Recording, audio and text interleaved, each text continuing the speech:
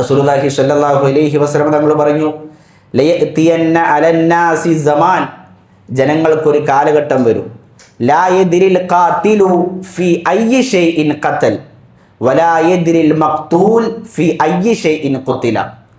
അന്ന് കൊന്നവൻ അറിയുകയില്ല എന്തിനാണ് ഞാൻ ഇയാളെ കൊല്ലുന്നത് എന്ന്, കൊല്ലപ്പെടുന്നവൻ അറിയുകയില്ല എന്തിനു വേണ്ടിയാണ് ഞാൻ കൊല ചെയ്യപ്പെട്ടത് എന്ന്. അപ്പോൾ കൊല്ലുന്നവനെ ആരെയാണോ കൊല്ലുന്നത് അയാളെ കൊല്ലുന്നതിൻ്റെ ലക്ഷ്യം അറിയുകയില്ല. കൊല്ലപ്പെടുന്നവനും എന്തിനാണ് ഇയാൾ എന്നെ കൊല്ലുന്നത് എന്ന് അറിയാത്ത ഒരു സാഹചര്യം ഉണ്ടാകുമെന്നാണ്. നമ്മുടെ നാടുകളിലൊട്ടും കൊട്ടേഷൻ സംഘങ്ങൾ വർദ്ധിച്ചു വരുന്ന ഒരു കാഴ്ച നമുക്ക് കാണുവാൻ സാധിക്കും.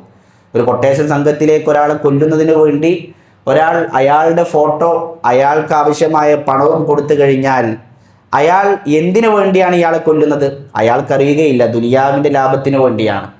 ഇനി അയാൾ ചെന്ന് ആവശ്യമുള്ളവനെ കൊല്ലുമ്പോൾ ആ കൊല്ലപ്പെടുന്നവൻ അറിയുകയില്ല എന്തിനു വേണ്ടിയാണ് ഇയാളെന്നെ കൊല്ലുന്നത് എന്ന്.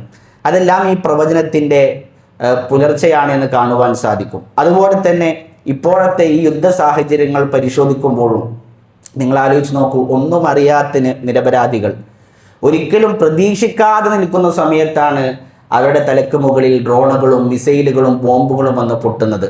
അങ്ങനെ നിരപരാധികളായ ആളുകൾ ഒന്നും അറിയാതെ നിൽക്കുന്ന സമയത്ത് കൊല്ലപ്പെടുന്നു എന്നത് റസൂലുള്ളാഹി സ്വല്ലല്ലാഹു അലൈഹി വസല്ലമയുടെ ഈ പ്രവചനത്തിൻ്റെ പുലർച്ചയാണ്.